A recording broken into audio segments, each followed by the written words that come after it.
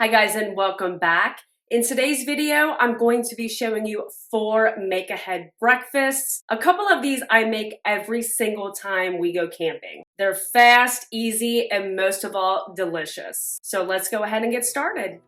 The first make-ahead breakfast I'm going to be showing you today is a blueberry French toast casserole. Spray a 9x13 baking dish with some non-stick cooking spray. I chose a foil one just to make my life easier for cleanup. Then I took 12 pieces of brioche bread and cut them into 1-inch cubes.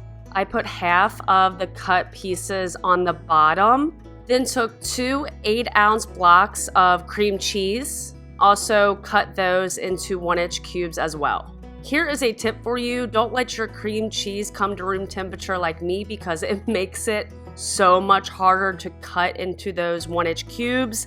I finally came to the conclusion that it was much easier to take the cream cheese and just start to pull it apart instead of cutting it. So the colder it is, the easier it'll be to cut. So once all of the cream cheese is on the first layer of bread, you will go ahead and add 1 cup of rinsed blueberries and then put the rest of the bread right on top. In a large mixing bowl, you're gonna add 12 eggs, 2 cups of milk. I used whole milk, but you can use whatever milk you have on hand, 1 teaspoon of vanilla extract, and 1/3 cup of maple syrup. Then go ahead and whisk all the ingredients together. At the very last minute, I decided to add about 2 teaspoons of cinnamon. I thought it would give this recipe a little bit of extra flavor, and it turned out really well. But obviously you can leave it out if you don't want to add it. Make sure all of the bread is soaking in that egg mixture. I just took a spatula and just kind of pushed everything around and then flattened it down a little bit.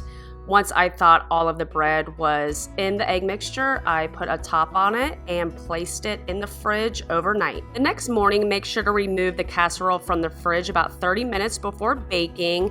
You'll bake it at 350 covered for 30 minutes, and then make sure to uncover it and continue to bake for about 25 to 30 minutes more. For the blueberry topping, you'll heat up a medium-sized saucepan, add a cup of sugar, a cup of water, 2 tablespoons of cornstarch, and 1 cup of blueberries.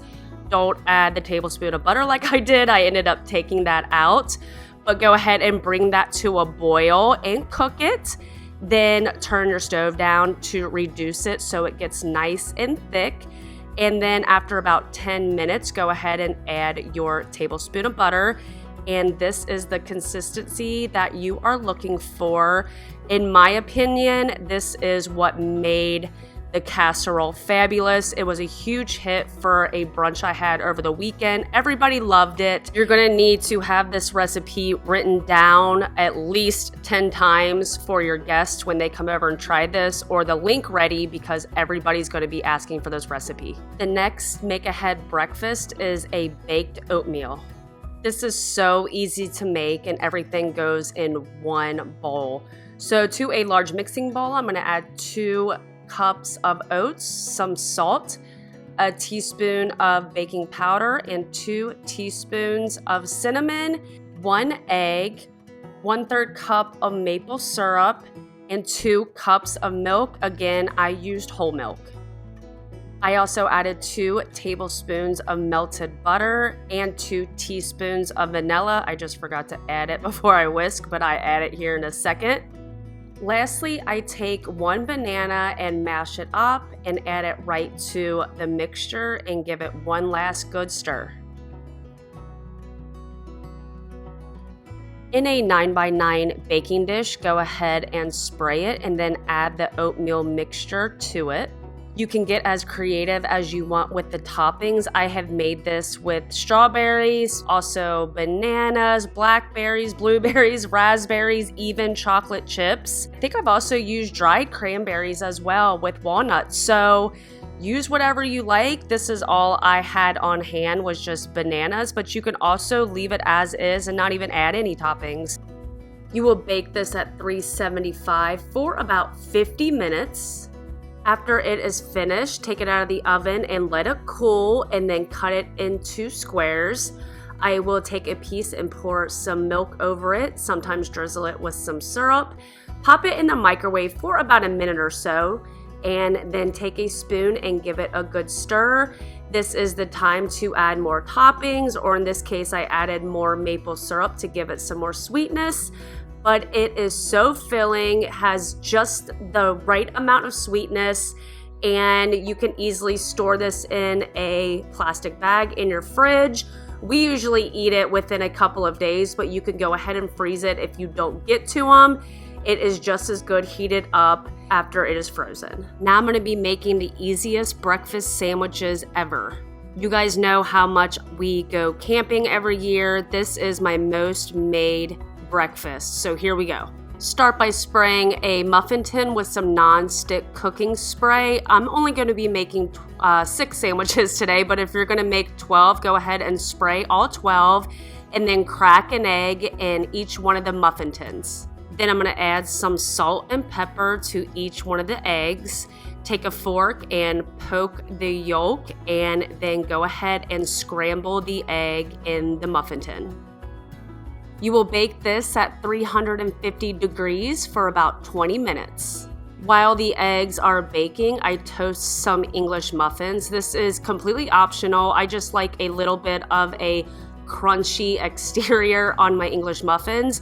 My camera did cut out, but I did put some mayonnaise on the bottom half of the English muffin, and on top of the mayonnaise, I put a pre-cooked turkey sausage patty on top of the mayonnaise, and then put the egg on and some cheese, and that is it, guys. This is so simple and easy, so good. I store this in Ziploc bags in my fridge. If I don't get to them within, I would say, a week, I can freeze them, and they stay good in my freezer for about 2 months. This is how I reheat them from the fridge and the freezer. I put it in a paper towel, wrap it up just like you just saw me do. When it's coming from my fridge, I would say about a minute aside, and then if it's coming from the freezer, I would say about 1.5 to 2 minutes per side. It just comes out so great. Cheese is melted, the sausage patty is heated through. If you need an easy, quick, fast, simple, make-ahead breakfast, I highly recommend this one. And finally, we're gonna be making a breakfast burrito. I start by cracking 8 eggs in a bowl. This will make about 5 burritos, and go ahead and give this a whisk and add some salt and pepper. Next, preheat a large pan and add some non-stick cooking spray. I had some leftover peppers from dinner, so I went ahead and used that in this recipe. You can use onions, peppers, or leave any vegetables out if you don't want to add any vegetables to your breakfast burrito.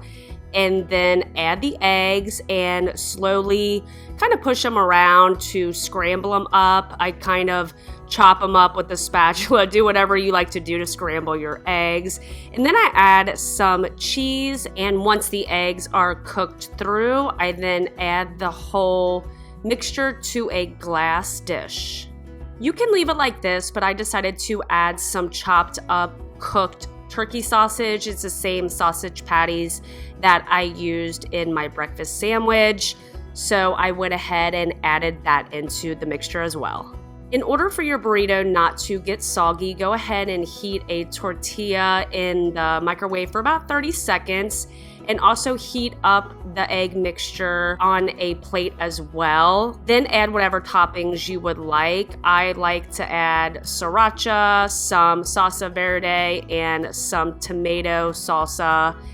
And then just wrap up your burrito, and it is finished. This is so easy and simple. There's a couple steps, considering you can't just go ahead and make your burrito like that and store it. Just heating them both up separately will ensure that your burrito will not be soggy and will be perfect. If you made it through all the recipes, I really appreciate it. If you like this video, show it some love, give me a thumbs up, and hit that subscribe button. I have more to come. And as always, thank you for watching. Have a good one, guys. See you on my next one.